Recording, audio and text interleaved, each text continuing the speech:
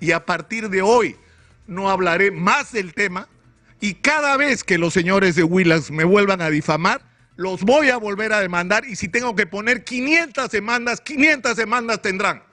Y lo quiero ver al señor Erasmo Wong sentado 500 veces ahí, respondiendo por lo que está haciendo su canal en contra mía, e invoco a todas las víctimas de Willax a que hagan lo mismo. El periodista Nicolás Lucar explotó contra Willax y aseguró que todo tiene un límite en la vida.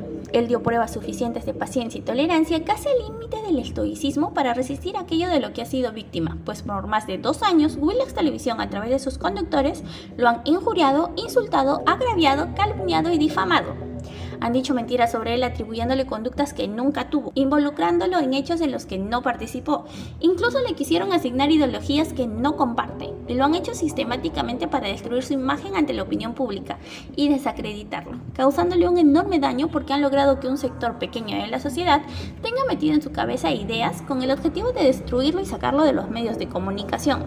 Esto a pesar de que él nunca se ha referido a ellos, y pese a las profundas diferencias que lo separan a Philip Butters, se le abrieron las puertas en ese emisora gracias a su apoyo, y a Beto Ortiz solo se le ha dado el respaldo y apoyo tanto de él como de su familia. Pero todo tiene un límite, y por eso Nicolás Lucar ha interpuesto demandas por difamación agravada contra Milagros Leiva, Beto Ortiz, Philip Butters y Erasmo Wong, por lo que van a tener que ir a los tribunales a responder por las mentiras y calumnias que han dicho en su contra.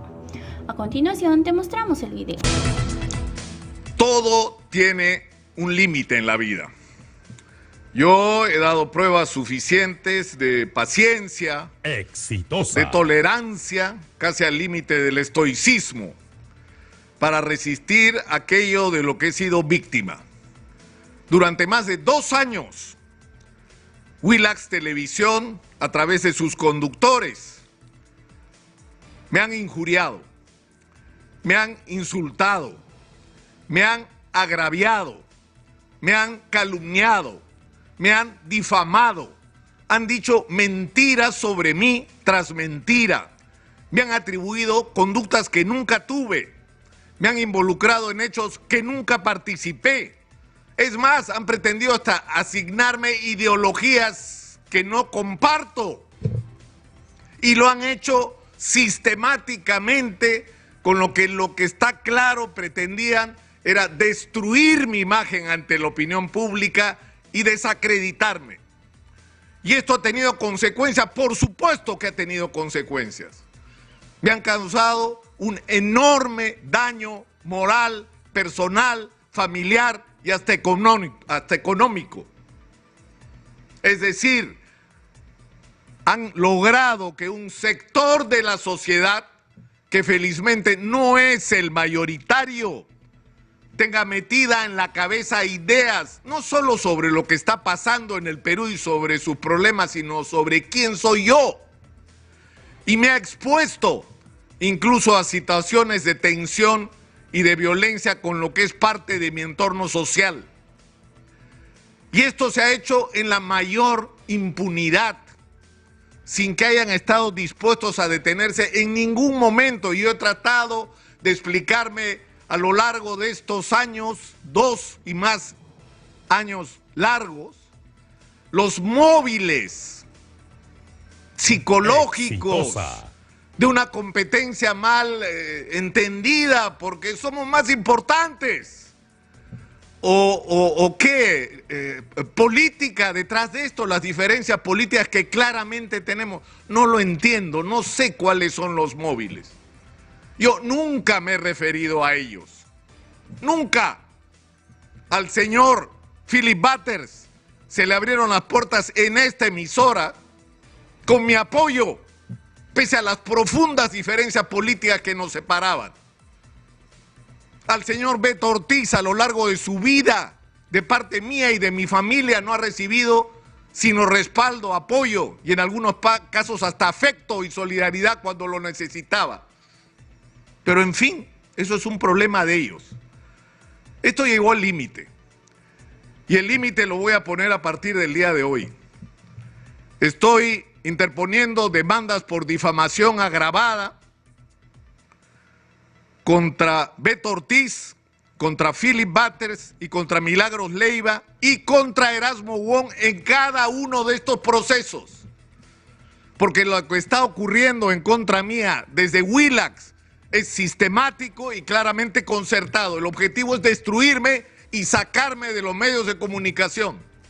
Y me apena decirles que no lo van a lograr y van a tener que ir a los tribunales a responder por sus insultos, sus agravios, su insidia, sus mentiras y sus calumnias en contra mía. Voy a demandar no solamente que se les aplique la más severa de las penas que la ley actual establece, no la que pretenden cambiar, la que está, que se les aplique esa ley con severidad, pero en la versión agravada, porque el hecho de que esto haya sido sistemático, permanente y en algunos momentos cotidiano, es lo que convierte a los delitos que han cometido en contra mía en agravados.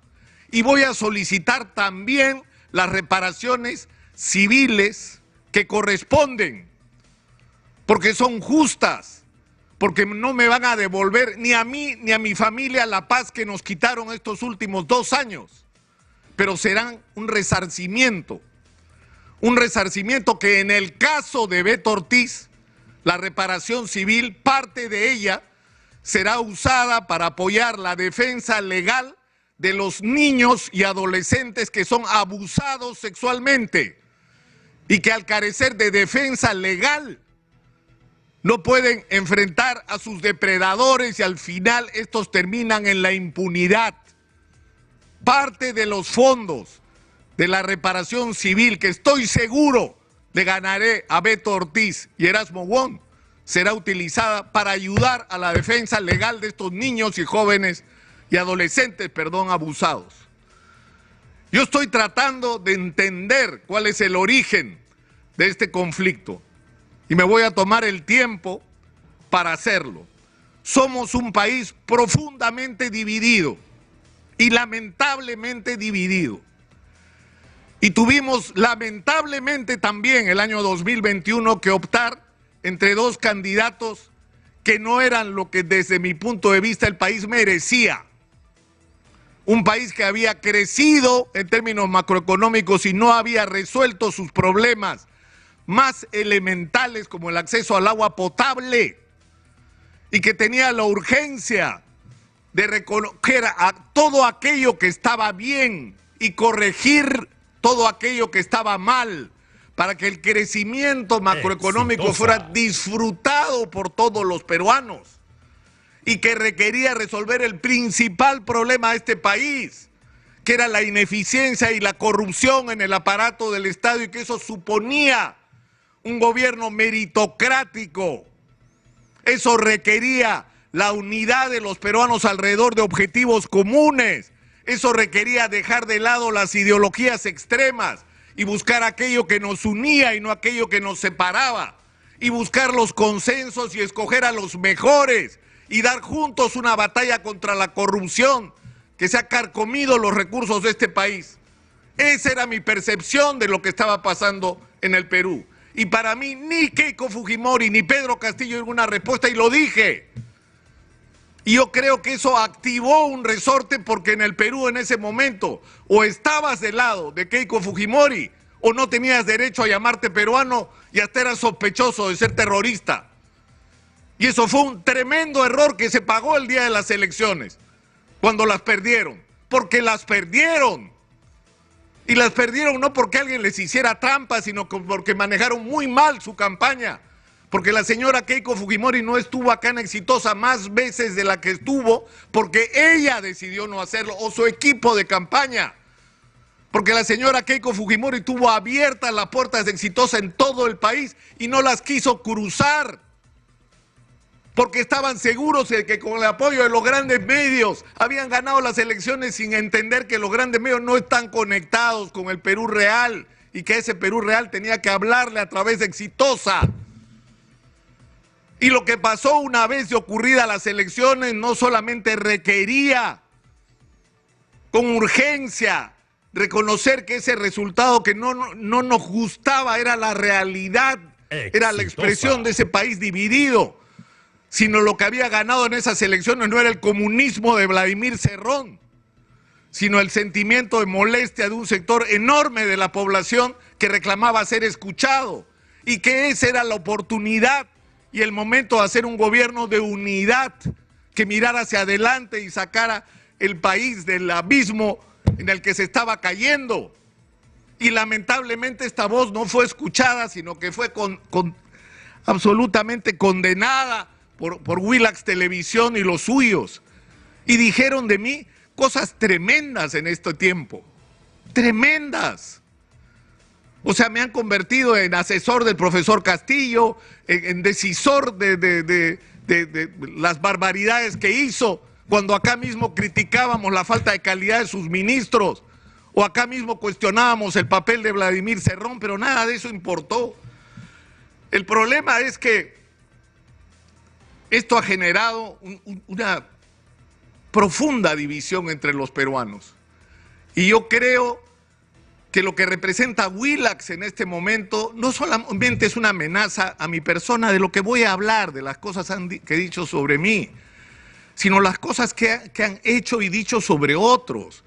Es decir, ¿en qué país del mundo es posible que tú digas la vacuna china no sirve en medio de una pandemia, cuando la vacuna de Sinopharm está salvando la vida de los médicos, los bomberos, los policías que están en la primera línea de lucha contra el coronavirus, y no tenga consecuencias?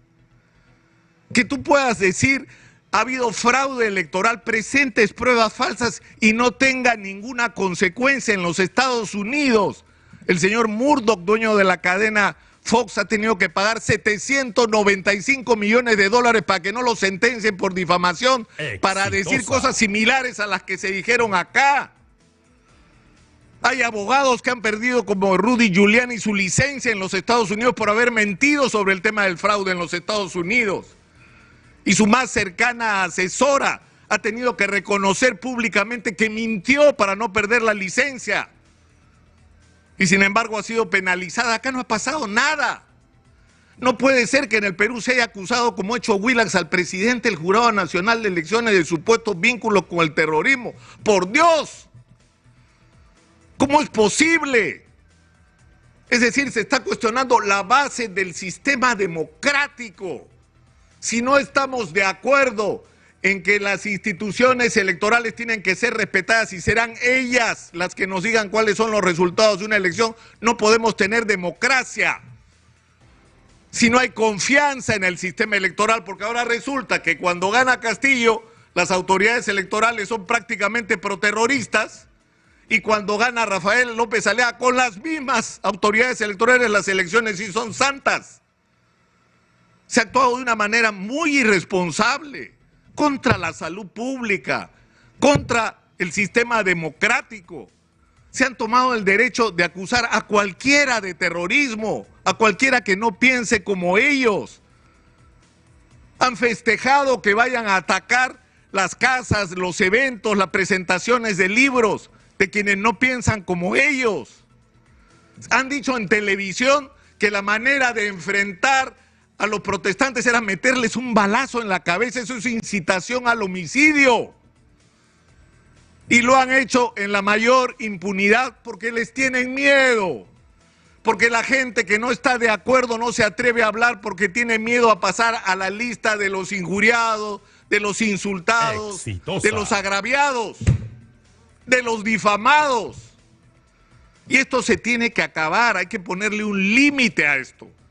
Y es por eso que yo no solamente por mi caso, sino por el de muchos otros más, me he dirigido el día de hoy a la Defensoría del Pueblo, que tiene una reunión con el Consejo de la Prensa Peruana y entiendo con la Asociación Nacional de Periodistas, que han estado encabezando la resistencia a la pretensión de agravar las penas por el delito de difamación, y que significa de hecho un intento de agravio y de limitación a la libertad de expresión, que con la misma firmeza con la que nos estamos oponiendo a los recortes a la libertad de expresión, con la misma firmeza no permitamos que la libertad de expresión sea mal usada como está haciendo Willax en este momento, para insultar, para agraviar y para difamar.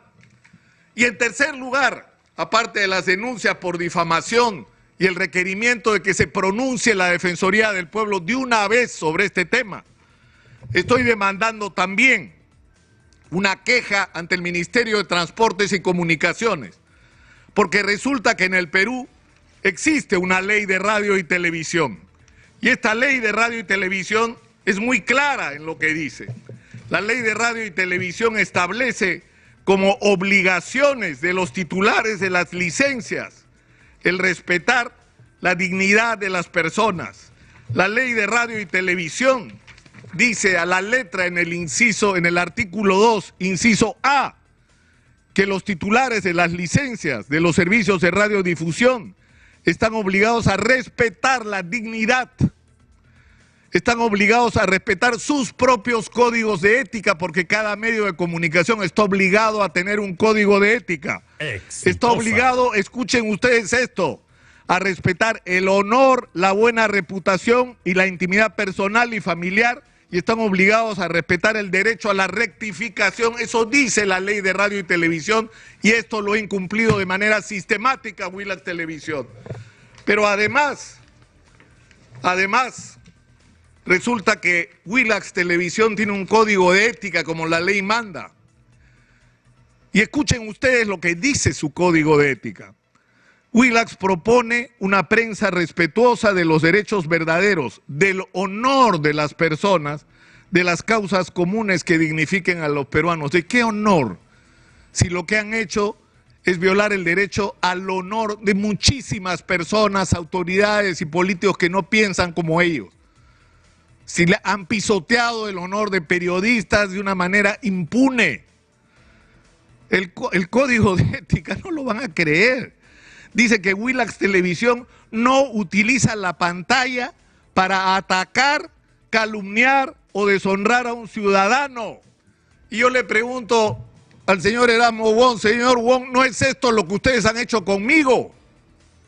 Porque ¿cómo se llama lo que han hecho conmigo durante más de 2 años? Si no es precisamente utilizar la pantalla para atacar, calumniar y deshonrar a un ciudadano. Eso es lo que ustedes han hecho conmigo. Han violado su propio código de ética, que finalmente agrega la publicación de una investigación que contenga una denuncia grave, que señale a una persona o una persona jurídica o un funcionario, no será publicada antes de contar con la versión del denunciado y con todos los elementos probatorios o indiciarios. A mí me han acusado de todo. De todo. Nunca me han llamado a preguntar mi versión antes de publicarla. Nunca. Nunca. Y tienen acceso a información privilegiada. Tienen acceso a información privilegiada y saben la verdad. Y pese a ello mienten en los casos que se refieren a mí, que se están investigando hoy. En uno, en realidad, donde soy testigo y sobre el que también voy a hablar esta mañana. Es decir, la ley de radio y televisión establece sanciones a quienes incumplen con lo que dice la ley y con lo que dice su propio código de ética. Entonces yo me pregunto cómo diablos ha sido posible que Willax Televisión haga lo que ha hecho todo este tiempo y nadie haya dicho nada. Yo les digo por qué, por miedo o porque tienen rabo de paja. Pero esto tiene que acabar. Y por eso yo invoco que en la reunión que va a ocurrir el día de hoy en la Defensoría del Pueblo, con el Consejo de la Prensa y con la Asociación Nacional de Prensa, Asociación Nacional de Periodistas, lo que debería ocurrir es que no solamente se trate de la oposición a la perversa modificación que pretende hacerse a la ley de prensa, sino que además se incluya el tema de Willax. Y yo invoco desde acá a todos los que tienen que ver con este tema, a todos los que han sido agraviados, vayan al Poder Judicial y denuncien a esta gente por difamación, a todos los que han sido insultados, a todos los que han sido deshonrados, a todos a los que se les ha atribuido conductas falsas, vayan al Ministerio de Transportes y Comunicaciones y presenten una queja. Pero no solamente eso, el Consejo de la Prensa se tiene que pronunciar. Se tiene que pronunciar la Sociedad de Radio y Televisión, así Willax haya salido para no tener control. Tiene que pronunciarse el Colegio de Periodistas del Perú, la Asociación de Periodistas del Perú o la Asociación Nacional de Periodistas. Tienen que pronunciarse todos los organismos e instituciones que velen por los derechos de los ciudadanos en este país, porque lo que se está haciendo es violar los derechos ciudadanos. Y me voy a referir a los cargos que han hecho en contra mía. Resulta absolutamente grotesco, sobre todo con la información a la que tienen acceso, que pretendan vincularme a la organización criminal de Salatiel Marrufo cuando fui yo el que denuncié solo a Salatiel Marrufo. ¡Solo! ¿Dónde estaban los señores de Willax en abril, en mayo, en junio, en julio, en agosto? Cuando yo denunciaba a Salatiel Marrufo, no hablaban de él. No hablaban de él cuando era la pieza clave en la red de corrupción de Pedro Castillo. El único que hablaba de él era yo. Y en determinado momento, cuando gracias a la información de los trabajadores azucareros que han sido víctimas de Salatiel Marrufo, porque Salatiel Marrufo era parte de una de las organizaciones criminales que está siendo hoy investigada, él está siendo investigado desde antes de entrar al gobierno de Pedro Castillo, por ser parte de una organización criminal no solamente que ha pretendido robarle a los azucareros su patrimonio, sino que aparte de todas las violaciones de la ley, ha habido hasta asesinatos. Y en determinado momento me advierten que estoy expuesto a dos riesgos. Un riesgo con respecto a mi integridad física, porque esta gente mandaba a matar personas en el norte del Perú. Si no, pregunten en Tumán, si no había muertos ahí. Y en segundo lugar, que me enfrentaba a la eventualidad de una demanda por difamación. Y es por eso que yo puntualicé claramente lo que había dicho sobre Salatiel Marrufo y me ratifiqué en mis dichos. Jamás me rectifiqué en el caso de Salatiel Marrufo, jamás. Lo que dije fue muy claro. Yo nunca había dicho que el señor era propietario de un restaurante. Yo dije que tenía un chifa judicial, una investigación en el Ministerio Público. Yo nunca dije que él había sido guachiturro porque él era de la banda contraria. Jamás dije que era guachiturro, esos eran los Oviedo. Él era de la banda enemiga. Cometí una sola imprecisión. Yo dije que Salatiel Marrufo era del directorio de FONAFE. No era el dueño de FONAFE. Él hacía y deshacía en FONAFE como si fuera el dueño, porque él tenía un poder que en algunos momentos estaba encima hasta de los propios ministros. Y yo termino esa puntualización para prepararme para un eventual juicio por difamación diciendo el piso está firme y aquí te espero, Salatiel Marrufo. ¿Qué rectificación ni qué rectificación?